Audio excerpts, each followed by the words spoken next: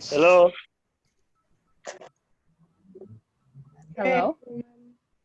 Yeah, okay. I can see you guys now. We can't see you. Oh, okay. That's too bad. We see you What, now. what about now? Can you see me now? Yes. Yes, we can. Hello, Bakari. Hello, Ajifatu. How are you? Hello. Good. How are you? Lovely as always. Alhamdulillah. So I'll just go right ahead and start because it's 2 o'clock now over here in the Gambia. Okay. Hey, Hi. So good afternoon, ladies and gentlemen. Welcome to episode 2 of the Brown Bag series on young people and COVID-19. As you might know, I am Gamisise and I'll be a moderator for this episode. So today's discussion will center on mental health and the psychosocial needs of young people. And with me to start this discussion, I have Olimatu Changan, a clinical specialist at NHS in the UK. Hi, Olimatu. hello, Gema. Hello, everyone. Nice to have you. I also have Bakari Sanko, the mental health program manager at the Ministry of Health in the Gambia. Bakari, can you hear me? Yes, I can hear you. Hello, everyone. How are you all? Fine, thank you. And finally, last but not Though it's least, breaking and it's very sharp. The voice is just sharp. I don't know where I'm in for a moment. it's probably But the if you internet can hear me connection. clearly, that's all right. Yeah, we can hear you just fine. You sound great. So, and finally, last but not least, we have Ajifatu Gay, a mental health advocate, who is also the, I believe, the founder of Forward For You. Ajifatu, welcome. Thank you, Ngema. So, since the WHO declared the outbreak of a new coronavirus disease to be a public health emergency in January of this year, populations across the world have experienced stress due to the crisis and its impact on our day-to-day living. Now, there has been a downward global shift in the livelihoods of people, and life as we know has not been the same. I'm sure most of us here have felt the impact on one level or another. Now, the pandemic has affected, for the most part, all walks of life and every demographic, including young people. And that is why we're here to discuss young people today. Now, we know there's a lot of fear and anxiety that comes with pandemic and coping with the COVID-19. For young people especially, it's not just the fear and anxiety about the coronavirus disease, but also being away from schools, from friends, and from relatives as well. Having to adjust to new ways of learning and working is actually pretty hard, especially for younger people. And that can lead to higher levels of anxiety, depression, and suicide has been seen among young people in other countries, of course. Now, because in these groups, a lot of future prospects have been taken away. So things like school, of course, like I mentioned before, employment, job opportunities, and we're talking about contexts, in our Gambian context especially, that are already difficult for them and which they struggle with and have now been exacerbated by the COVID crisis. Now, I will now, of course, turn to our panelists to further discuss the impact of COVID-19 on the mental health of young people, the services and the initiatives in place to address the mental health and psychosocial needs of young people in the Gambia, and the role of communities in mitigating the impact of COVID-19 on the mental health of young people. So I'll start with Ma'am Olimatu Changan. So can you help us, Ma'am Oli, to identify the vulnerabilities of young people, especially young women, to mental health issues during pandemics, basic tips to self-care, and recommendations of systematic reduction of vulnerabilities? Thank you, Ngema. I'll start off, first of all, by saying hi to everybody. Hello to my fellow panelists, Ajifatu, whom I've interacted with before. Bakari, I've not met you before, but hello, nice meeting you today. And Ngema, whom I've actually kind of worked with voluntarily in the past. And thank you everyone for coming to our webinar this afternoon, taking your time. I'll just go straight on to the question on the impact of COVID-19 on the mental health of young people. In identifying the vulnerabilities of young people, especially young women, mental health issues during the pandemic, I'm going to break it up into 3 different portions, talking about the mental health issues affecting women during the pandemic. Then momentarily, I would get on to the basic tips to better help self-care for everyone, really, not only women, and also recommendations for systemic reduction of the vulnerabilities. So to begin with, I would look at it from a point of view of someone in a clinical setting, because at the moment, I know a lot of people are in lockdown, especially in England, but for clinicians like myself, we still needed to go into work. So because I am of a senior clinical role, I am responsible for a lot of the assessments of people being admitted to my hospital wards.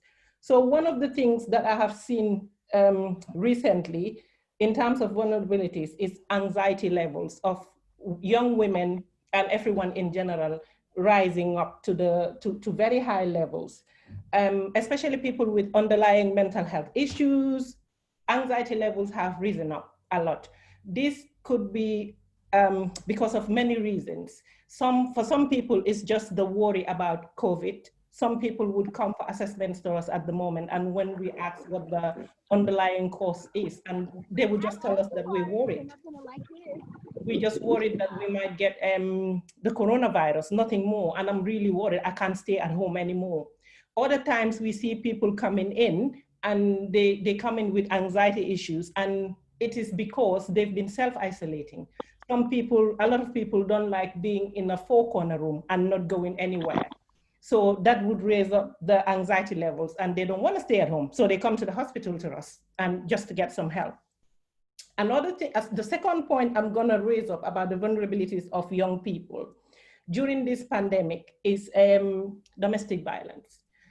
In the middle of May, it got so bad that in my hospital, in my local trust, we decided to have a meeting regarding how we're going to treat and help women who approach us regarding having been involved in domestic violence, because everyone's staying home now, there's no work to go to, there's no centers to go to, or anyone. Somebody's communicating, giving back a lot of noise. I don't know who it is, but if they could be muted, please. Yeah, thank you. Yeah, so yeah, the second point was about domestic violence. So in the middle of May this year, we decided to have a meeting on about how we're going to deal with people who come to us asking for help because of this. Because in the past, when it wasn't the COVID, everyone was able to go out on their business, partners were not indoors together. But since the beginning of the COVID, we've seen that the National Domestic Helpline in England, for example, have said that they've received an increase of about 700% more telephone calls from women, young women, asking for help because of issues of domestic violence. This is impacting on them in physical and also mental health ways. So sometimes they run to the hospital and come to us. And I'm sure it would be something like that worldwide, because we listen to the news and we see the same thing happening. A recent study has actually shown that since the beginning of the COVID in England, we have lost about 33 women have been killed. And whether likely or not, one of the reasons is due to domestic violence, and is during this COVID time. 16 women were killed in the first 3 weeks alone, which is quite a lot. So we've been looking into that. We've been looking in our trust about how we're going to assist women when they come to us and they, for example, living with a partner who's violent to them, and their escape routes have now been locked down because of the coronavirus. They're at home. Lastly, I would also say lack of resources, because for young people, young women, young men, everyone that was going about their business, people with underlying mental health issues in the past were able to have resource centers to go to, be it like job centers, looking for jobs, or any available thing that was available to them, or women group centers or things like that. But due to the COVID, these centers have shut down now. So it is another vulnerability and it is another problem for them to deal with at the moment. So those three issues are at the top of the vulnerabilities that I identify. I would come to the recommendations for systematic reductions in to those vulnerabilities, but momentarily. Secondly, I would go to the second part of the question, which was giving basic tips to better self-care during the COVID. The self-tips I'm gonna be given is actually gonna be given to everyone, not just young women, men, but it's literally for every one of us. It could be used to improve our healthcare, while we are staying at home during this lockdown. I don't know how exactly severe the lockdown was in Gambia, because looking at the numbers and the COVID and what was happening here, I know it was more severe in the UK than in the Gambia. So in all our different national health care trusts, we gave 3 basic value things that people should be looking after to do for themselves while they're under the lockdown. One was care for yourself. The second big one was stay connected all the time. And the third one was fill your time. We later went on to add on a fourth one, which was to get your vitamin D supplements, because as you know, England is, the whole thing began when we were not in the spring or summer. So everyone being locked down was asked to get their vitamin D supplements because no one was getting any sunshine, and it was good. It was bad for them. Care for self, we were talking about encouraging people to have daily routines, Ngema, because as we know, the mind is something very interesting. It likes structures.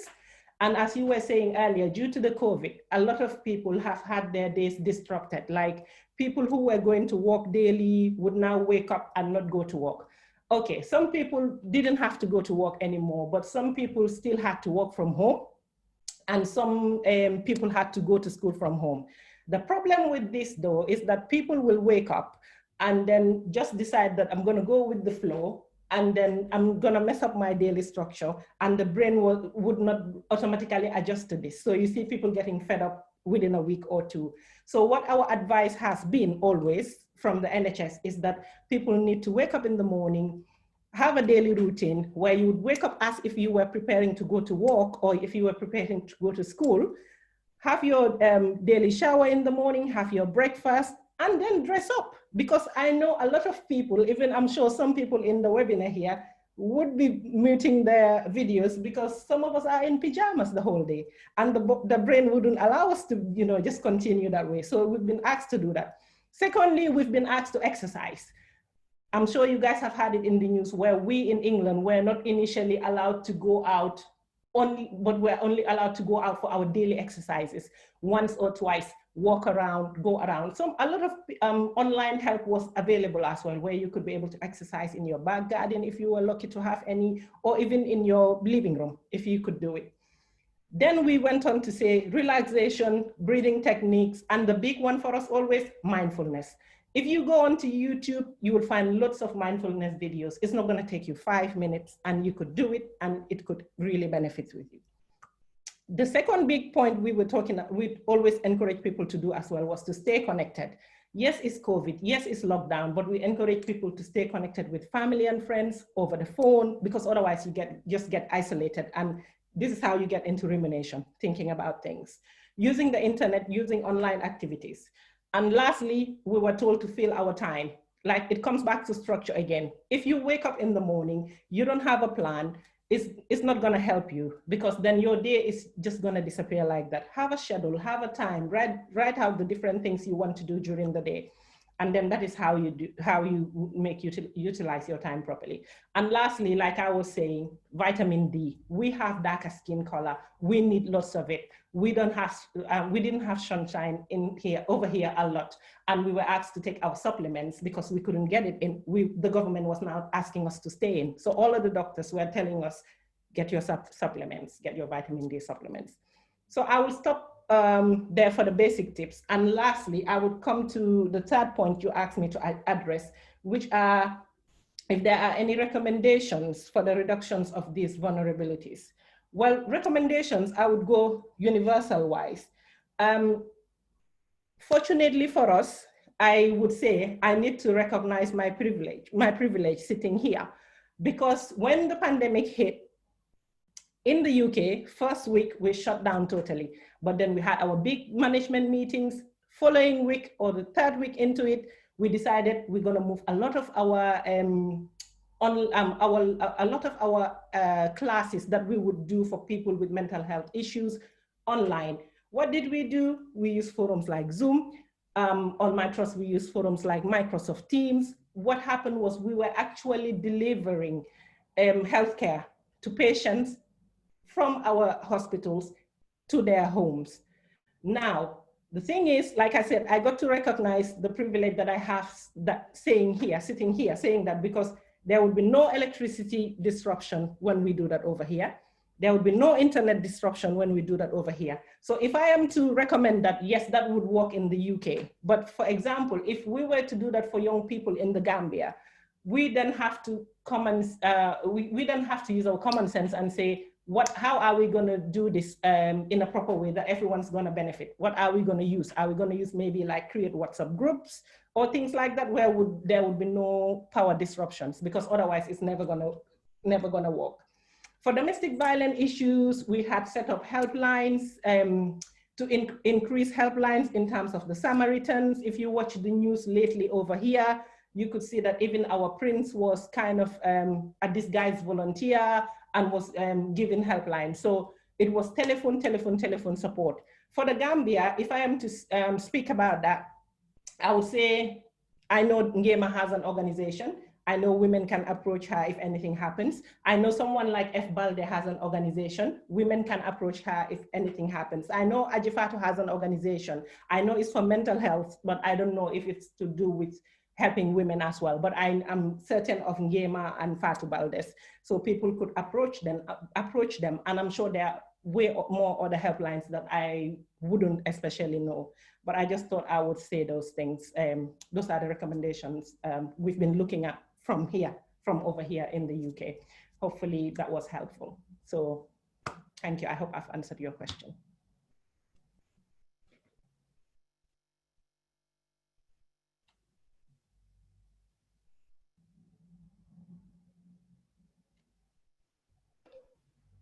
All right, thank you, Ma'am Changan. That was very detailed explanation, answer to the question. Just a follow-up question. This question is mostly directed to for young people who have actually ended up with the COVID-19 themselves, because as we already know, there's a lot of social stigma when it comes to the COVID-19. So, and we know when it comes to young people, especially adolescents, anything that has to do with stigma affects them a little bit more, because of how adolescents are. They take things very personally. So if a young person has been affected with the COVID-19, what advice would you give to them to help manage social stigma that they will face when they go back into the community, or if they have been, for example, isolated or quarantined? Okay. Hello, Ngema, what's the question for me?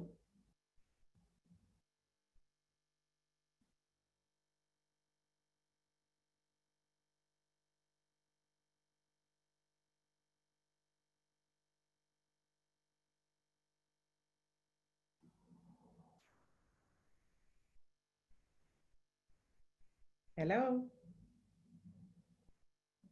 Can you hear me? Okay, so I don't have any control over the mute, so I was muted for a bit there. So yeah, it's just a follow-up question for, like, you were talking about generally young people. Yeah. Who are at home, yes, and who are going through anxiety because of the COVID-19. So now I want to know what advice would you give to young people who actually have had the COVID-19 or who have been quarantined?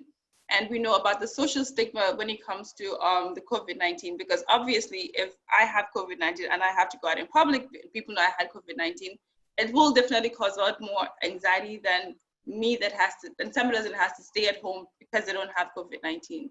Yeah. So how can they address that?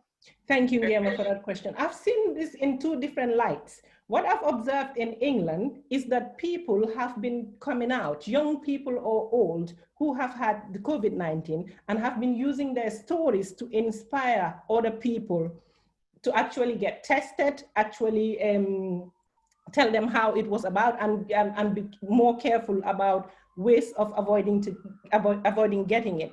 And when I follow social media postings and stuff, it seems like I've seen an opposite side of this when it comes to the Gambia. Because at the moment, what I have observed is people getting scared to go and get tested sometimes because they don't want to be stigmatized. And people saying that, like when we initially had the first testing lot, we were like, who had it? People trying to find out who it was. And then, so I would say what I would recommend is education, more education, and going out to the general public and saying that, you know, anyone who has it, it's nobody's fault they had COVID-19. Any one of us can get it, and it's not something to stigmatize people, people who had it. I would, in fact, really applaud a young lady who I saw a posting of come out saying that they had the disease. This is what happened. They had the virus, sorry, this is what happened to them. And this is how they overcame it. And they were actually telling people to be careful about it. I think I saw the post on What's on Gambia. I was really impressed. So I think that is what we should do. We should be using our stories, turning them into victories when we come out of it and say, this is it. If this is only if people want to come out, if they're strong enough to come out and say it, as opposed to hiding away and not coming out and being in shame. So I think that's the way to go about it. Right, that's a good thing, yeah. Because I mean, the more people don't talk about it, then the more social stigma is caused, and the more people are afraid of the COVID-19, of course, and of course, the more anxiety and fear that we have. Yeah, and that brings me actually to put it out there that in my hospital trust, from starting last week up to this coming 3 weeks, we are being given testing for the second stage, which is the antibody one, which is not the swab thing. We are all the clinicians are going to be given antibody tests to see, and it's going to be a blood test. It's not going to be a swab. To see whether we actually did have COVID and we were just walking around with it and didn't know. So I have been putting mine up there on Twitter, and everybody will know when it comes out. If I had it and I was just being strong and walking and everything is gone and fine now, I got immunity, I'll post it there. If I didn't have it and I was fine but just going to walk, I'll post it there, but maybe just to inspire others to come out. So that's good, thank you. Yeah. So but anybody else who's just joined us, welcome to this webinar. And if you have any questions, please drop it in the chat box and we will ask questions when we're done with the interview. So now I will move on to Mr. Bakari Sonko, who's the Mental Health Program Manager at the Ministry of Health. Mr. Bakari Sonko, so the question that I have is with regards to services and initiatives in place to address the mental health and psychosocial needs of young people in the Gambia. So the policies and programs that you have identified and put in place to support this process, and if you can highlight the key needs of structures and recommendations for action as well. Okay, thank you, Gamer. It's a pleasure to be part of this discussion, and likely thanks to Oli Matthew for putting the record straight. I think they have done justice to the debate and issues that are of concern, and I'm very, very grateful for that. And I will also thank the organizers of such a wonderful discussion. You know, I hope it will continue.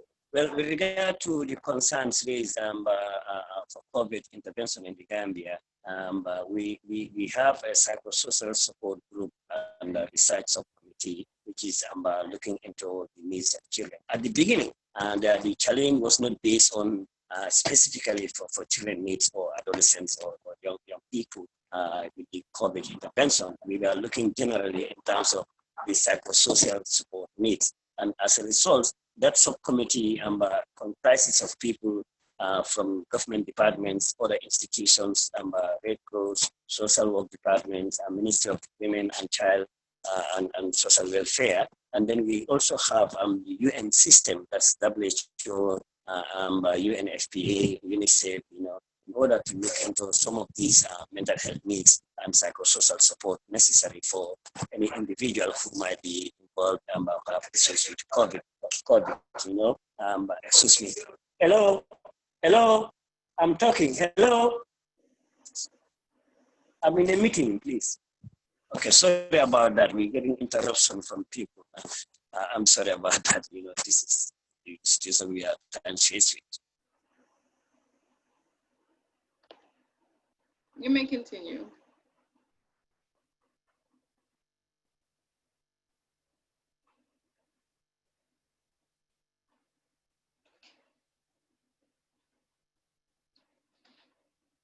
Seems like we've lost Mr. Sonko.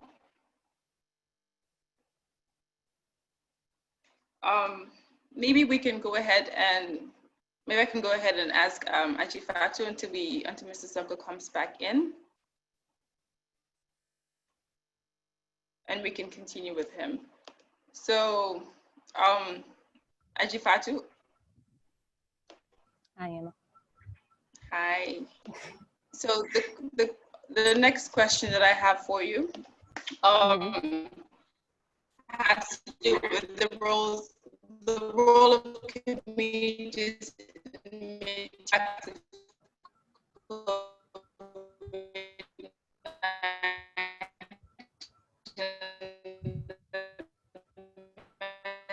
so if you could help us identify initiatives for social solidarity and community engagement to support the mental health and the psychosocial needs of young people in the Gambia.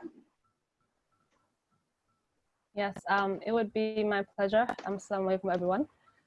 Thank you for having me. And I think, Yema, when you were speaking earlier, the line was breaking up. Yes. Okay, sure. So as I said before, I would like for you to talk about the role of communities in mitigating the impact of COVID-19 on the mental health of young people. So this will include identifying initiatives for social solidarity and community engagement to support the mental health and the psychosocial needs of young people in the Gambia. Yes.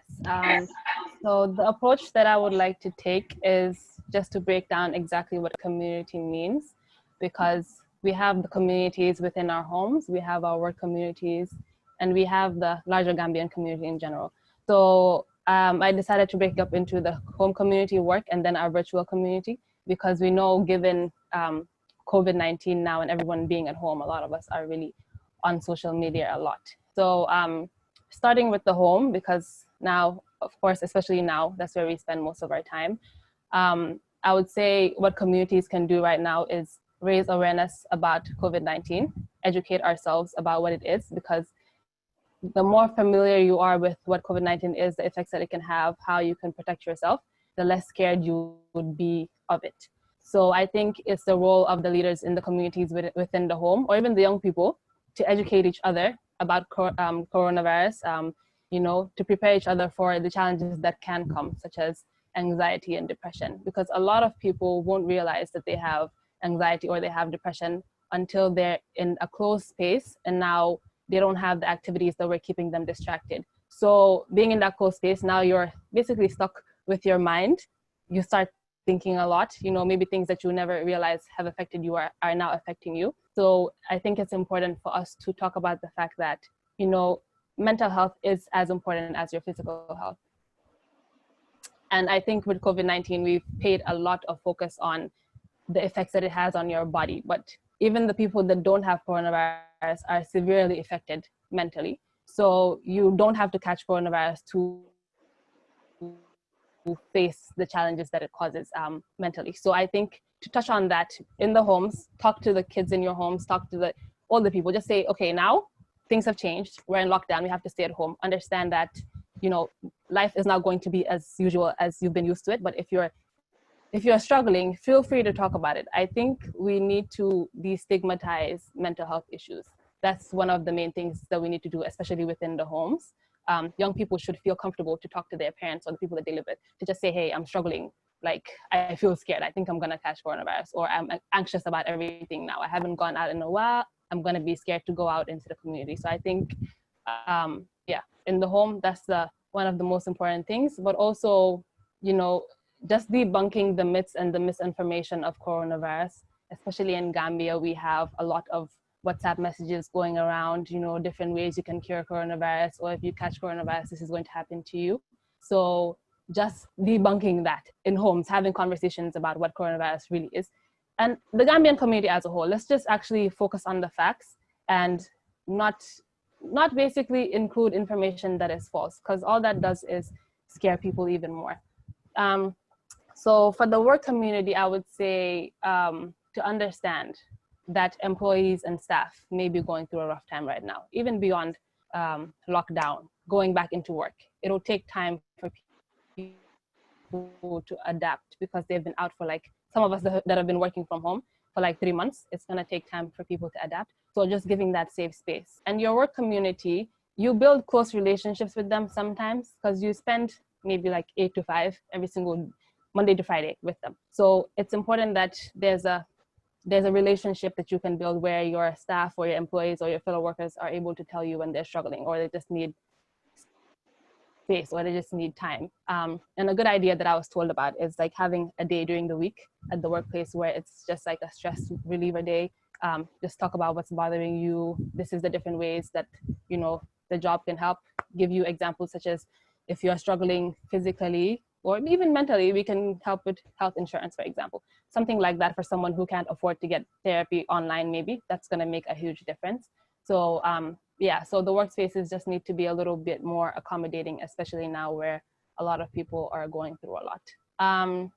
I would like to talk about the virtual communities because that's where we've been spending most of our time now, and a lot of people are struggling because not only are they dealing with coronavirus, all of these people have died. They're also dealing with the racial injustices that are going around the world. Some people have opened up and have said they're dealing with seeing people online living their best life, and they're now comparing themselves to those people, and then they begin, you know, the self-sabotage, saying, oh, I'm not good enough, you know what I mean? So we decided to do a short survey on our social media, the Forward for You Instagram page. So there's about over 1,000 followers. So we just wanted to know where young people are at during this time. So we asked the question, has being isolated impacted your mental health? And 79% of the people that answered the question stated yes. Then we moved on and said, do you suffer from anxiety right now? And 67% stated yes. And these are all young people that answered the question. We then moved on to say, have you ever suffered from anxiety before? Meaning you might not be suffering from it now, but you've experienced it. And 100% of the youth say yes. And then we asked the question of, are you currently experiencing depression? And 86% of them said yes. So these are extremely high numbers. And I think it's high time that, like I said, we place the importance of mental health the same way we place it as physical health, you know? Because when someone is physically sick, we give them all the love and attention that we can, you know?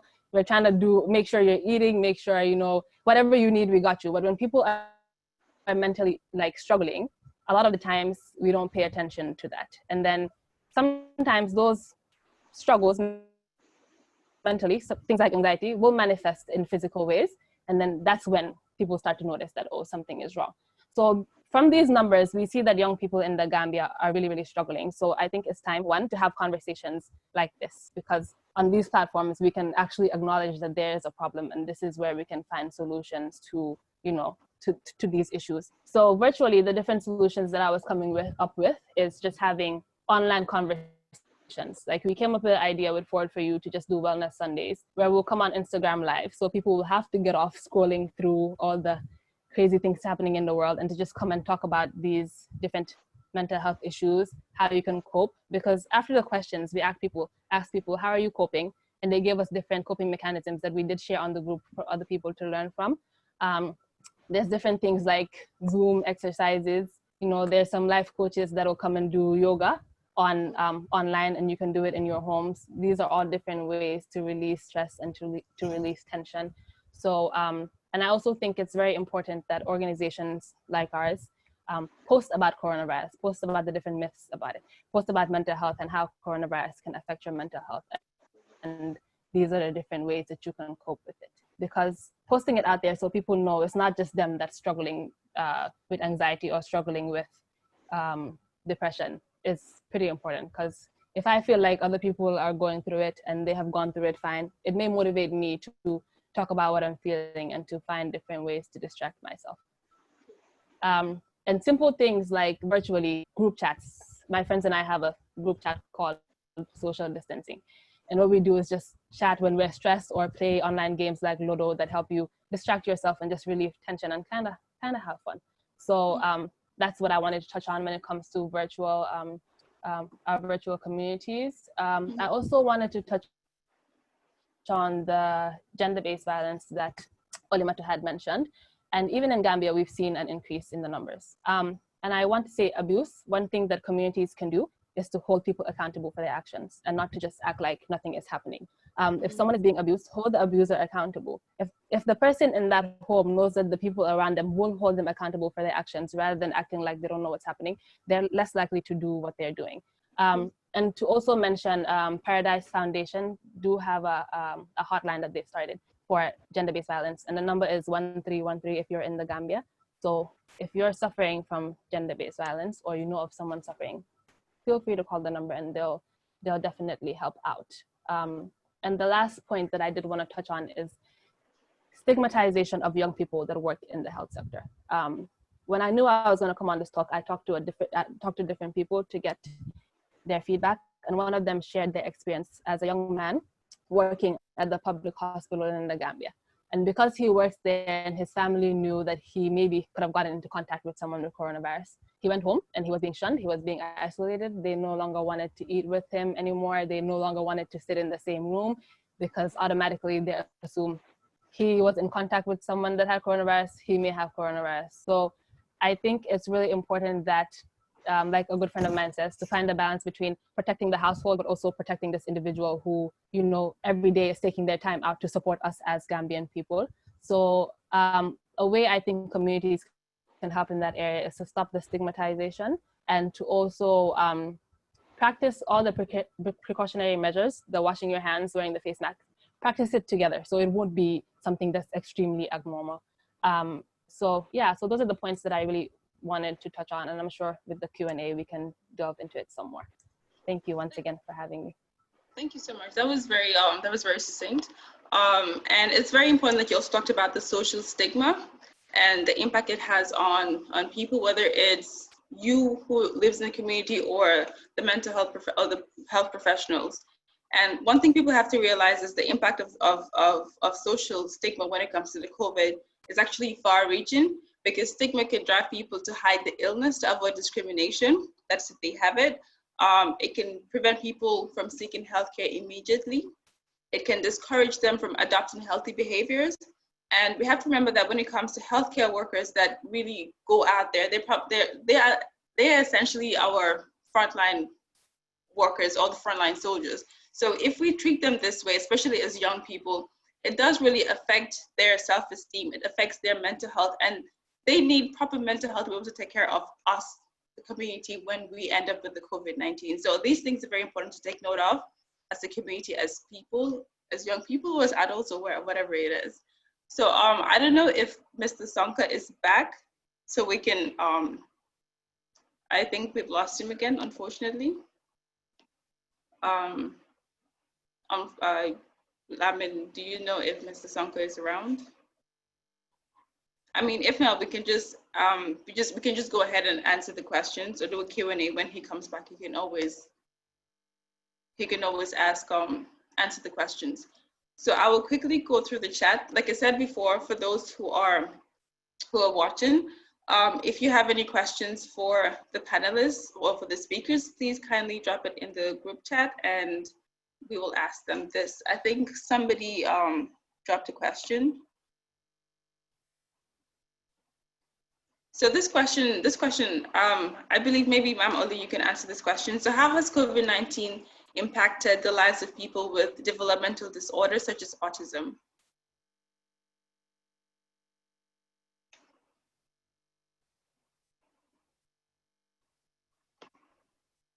Okay, thank you. I think you muted everyone there for a minute. That's Lamin. Brilliant question. It has impacted on their mental health hugely. We've actually been having people with developmental disorders in our units because we're the acute units, and they are normally placed on the different sectors of the NHS, but we've been having them come to us because they're feeling suicidal and their parents cannot cope with them because of the lockdown. These are people who sometimes have sensory problems as well. Imagine having them locked down in 4 walls, causing them to come up with all sorts of things. So we've seen actually a high rise in the number of people with developmental disorders suffering from issues that would normally not warrant them to come to our hospitals. They are on our hospital beds and their parents are getting tired. Sometimes we have their parents coming to us as well, because not only would you consider that child, you'll consider the carer of the child as well. More often than not, if this happens, if someone has a child with developmental disorder, although they'll get a lot of care that they need probably in the communities, in going to schools and having special needs teachers, all of that has been withdrawn because of COVID. It's now, hey, go home, be with your child in 4 corners all the time. So we in the hospital, in the acute units, have been seeing a rise in a number of them coming up. Either their parents are really exhausted or they themselves have been developing some psychotic illnesses that we wouldn't normally see them, but we're seeing them now to come in. So it's been really a hard time for them. So it's really welcome that actually in England now, the lockdown is easing a bit, so people can go to the parks now and things like that. So that would help a lot. And as he mentioned that every time I say something about England, I try to compare it to the Gambia, and sometimes it just touches the heart, because I know a lot of the time we don't have a lot of the services available, but I really wish that Mr. Sonko could come in and he could tell us the things that they're doing, because I'm sure they're doing brilliant work with the limited resources they have. I think I can see him peeping now. I think Mr. Sonko is back. I don't know if you can hear us, Mr. Sonko. Yeah. Can you hear us? Yes, yes, I can see. I can hear you people. Are you there? Yes, I can hear you clearly. Yeah. Okay. Maybe, Hello. maybe he needs to get the video. Yeah, I can hear clearly. Maybe that would be better.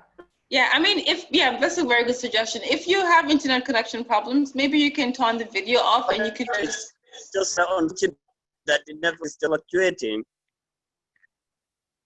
Can you turn the video off? Yeah, how's it now? Yeah, I think it might be better now if you try that. Yeah, just hold on some seconds. It's like, okay.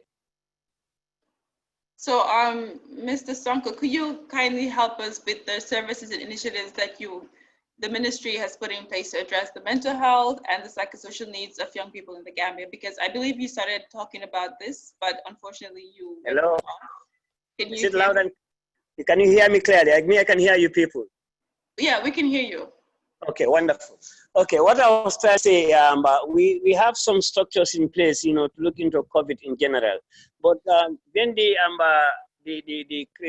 positive cases started coming and we started admitting people, then we really see the need for the youngsters, involved as far as the infection is. So that prompted the ministry to increase the number of membership in terms of COVID, and then we have this interagency where how do you call them? Peace of Mind is part of it. Paradise Foundation is part of it, and Gaima and the team, they are also part of that. And it's so broad that we even have up to 48 members now. And the UNICEF is part of that. So now what we are looking at, how best these kids can be supported at quarantine and at treatment center, and then if they are discharged home also. So what we have in place is we have psychosocial support officers at all this level of service provision. These psychosocial support officers include the mental health nurses and then the social workers also. For the hotline also, we know that we have a communication center for the 1025 whereby people can call. But now we have these hotlines also available for gender-based violence, and that of the Red Cross also, when people can call in. In fact, it was recently activated, so supports can be given through that. And we have a plan, as we are talking now, there is a plan for tomorrow, a meeting to be held, including UNICEF and the others, so that we look into schools, how the schools intervention strategies can be to address the needs of kids, because we have to understand the children involved as far as COVID is concerned, their schoolings were interrupted, and some of them are sitting at home, and their lifestyle, which if some of them are very outwardly meeting their friends and like, all those are now controlled, so they might have a limitation in going out. So what are going to be the challenges is what kind of social integration we are going to do, or socialization processes we are going to have in place for the children, because but we've seen it in quarantine, when the children were at quarantine, especially those from Dara, they were confined, and these people were used to go around in the streets and like, so there were this agitation which we have seen, and there was no specific playground at these points of quarantine. So we were lucky enough, those which are quarantined at hotel places, they used to have these open spaces that we encourage children to have fun there, and then they can be involved in exercises or playing soccer balls, you know, but with a control, because we don't want them to spread the disease also, or in the event they happen to be positive. But these are big challenges. That so now we are saying that the UNICEF and the Department of Social Welfare and Ministry of Child and Women Affairs are directly involved in the care of the young ones. So now that the education system, the educational institutions were not part of it, but now we have included them, and to come tomorrow's meeting at 11, hopefully, you know, they'll be present also, so that we plan the way ahead. Now, we have challenges in terms of experience based on the people who were on quarantine, who are youngsters, and they need to go back to their families. We have 3 cases whereby the family acceptance become an issue, because they were not only COVID suspect on quarantine, but because they were also mentally challenged.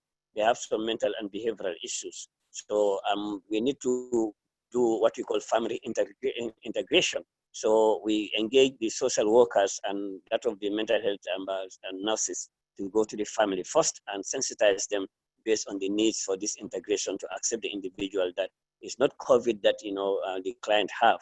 The family issues were there before, and the COVID should not be used as an excuse, because the stigma attached to the COVID, like because of this the child going out, you know, have a nonchalant way of life, you know, have lead her to have the COVID. We said she didn't have the COVID. It was just somebody who was on the quarantine to observe whether she have COVID or not.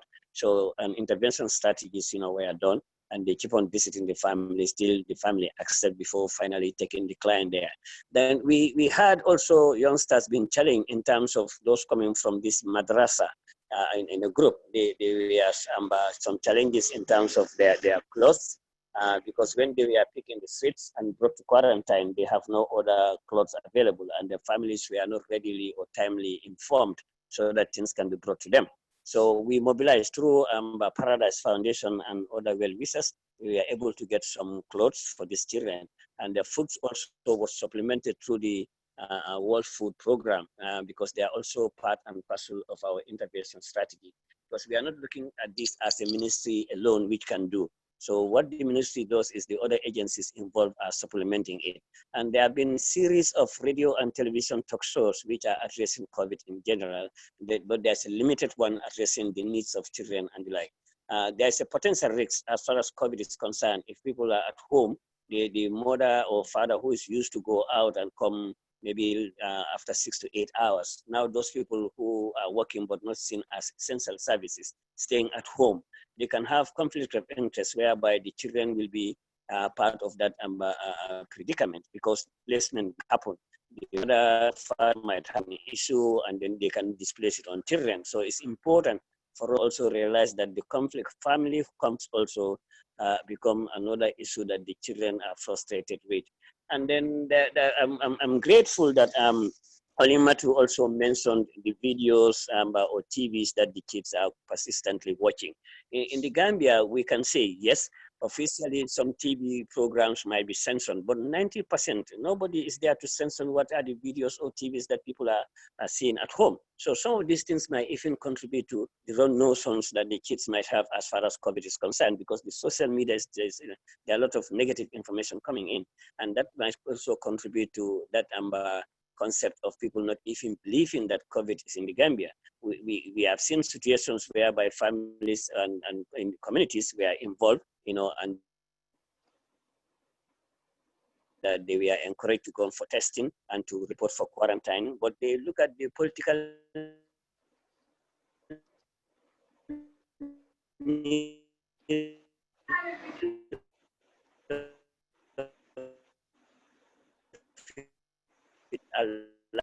like because they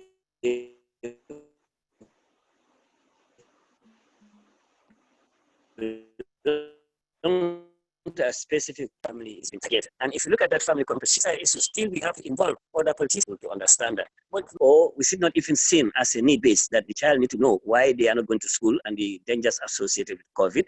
This did not take place. There was basically no preparation, when the schools were closed to inform the children prior to closing of.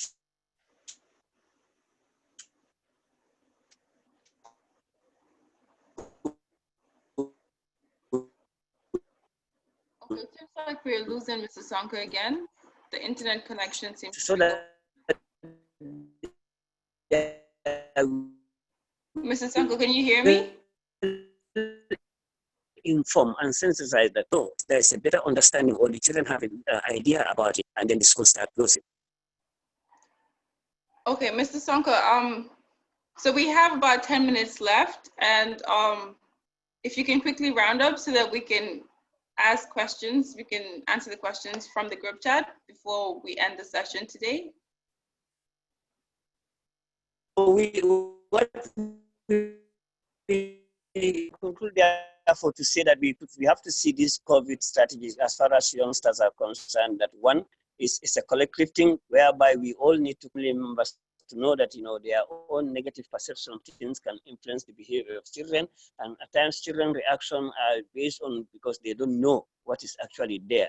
So, and then we should create venues whereby they should be involved in exercises and the like, because that also has been a challenge, whereby kids have to go to the football fields and they want to play, around. And we have great notion that if in some of the places, children have to come and involve in theft, car traffic junctions and the like. So we are saying that it's important, the more sensitization, advocacy to be in there, so that the whole community knows that COVID is a reality, and our fear alone pertaining to the unknown might also contribute to a lot of our behaviors, negative behaviors, by going to the market or going to places without being very careful of COVID, or even doing best practices. So I believe collectively what we doing that can help us together. These intersectoral, interagency intervention strategies will help us a lot. Thank you.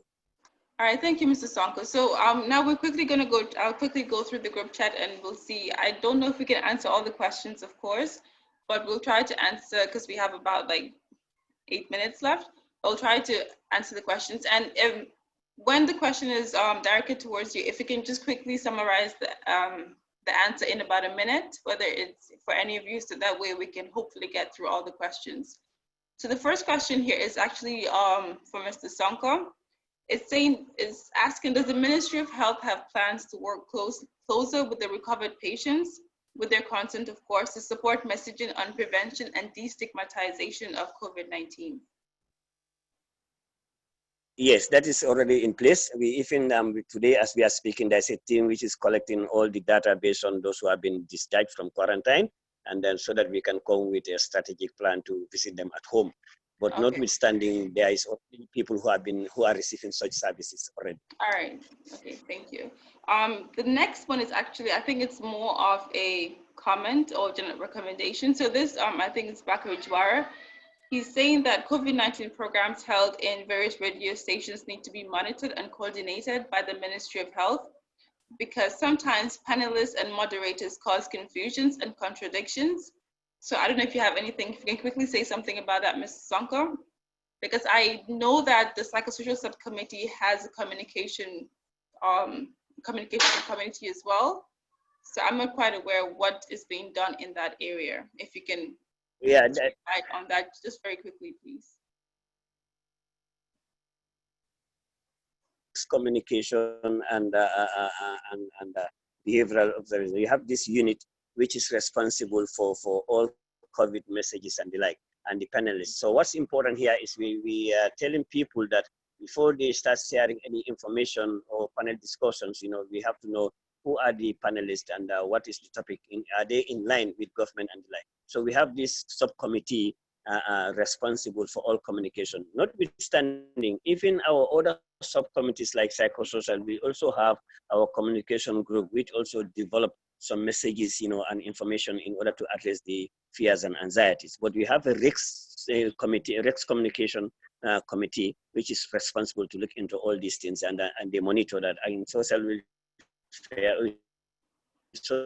medias and the like, and even TV and radio stations also. Hello? All right, okay, yeah. Yeah, we can hear you, thank you. So this is actually a very important point because there's something that's called infodemic. It is when misinformation and rumors are spread more quickly than the current outbreak of, the new coronavirus. So it's very important that the Ministry of Health does its best to make sure that these messages are controlled, or the infodemics are controlled, because it contributes to negative effects of the COVID, including stigmatization and discrimination, of course. So we'll go on to the next question. This is by Maimuna Jeng. So she said, what has the Ministry of Education, I don't know if Mrs. Zonka can answer this question.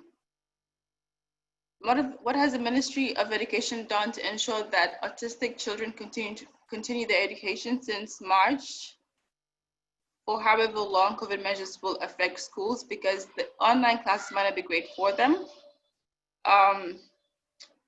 Unfortunately, I don't know if Mr. Sonko can answer this question because it's directed towards the Ministry of Education.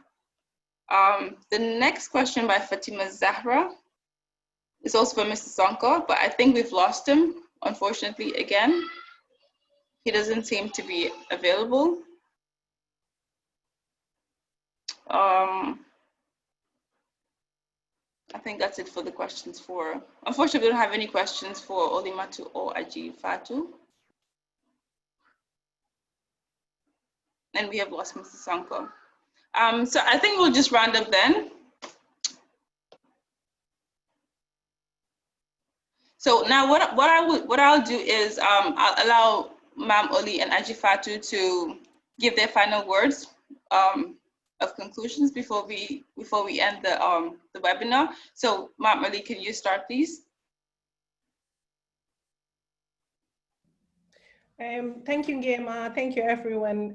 Thank you, Mr. Sonko, as well, for coming from the ministry today. I know the networks and whatever not, but thank you. I think it would be a bit of a disservice if I don't mention one last point, Gema, because I know that question was directed to Mr. Sonko, but it applies to all of us, really. Speculations, conspiracy theories, myths that we see being shared on WhatsApp status and all other different places. Scientists are still trying to figure out what the disease is. We're still looking for a cure. We still haven't got the vaccines ready. There's programs in the UK and in other parts of the world trying to find a vaccine. But until and unless we get one, I think it's just really mature and responsible that we still continue with our social distancing, washing our hands. And over here, we've now been told that we cannot go out on public transport or anywhere without wearing our mask. Not only are you trying to protect yourself, but you're protecting someone else from having it. I don't know what the rules and regulations are from the Ministry of Health Gambia regarding masks, so I wouldn't want to go and speak on their behalf regarding the Gambia one, but over here, that's what we're doing now. I know because you guys have not got many cases at the moment, and I also realized that when I watch TV for Gambia, I know you guys have like a 1 meter social distancing, limit, but we have 2. So, and we're still in that argument where the politicians and the health professionals are arguing whether we should reduce it or not. But at the moment, we're still going with the 2 meter distance. So let's just all stay very wise and just continue doing what we are doing, because the speculations is really hindering the process of scientists and other people doing what healthcare professionals doing their job. So that's where I wanted to wrap it up. And I would really like to thank UNFPA and all of you panelists and everyone that came to watch today. Thank you. Thank you, Ma'am Oli. Aji Fatu, can you give your own closing remarks? You can put it that way.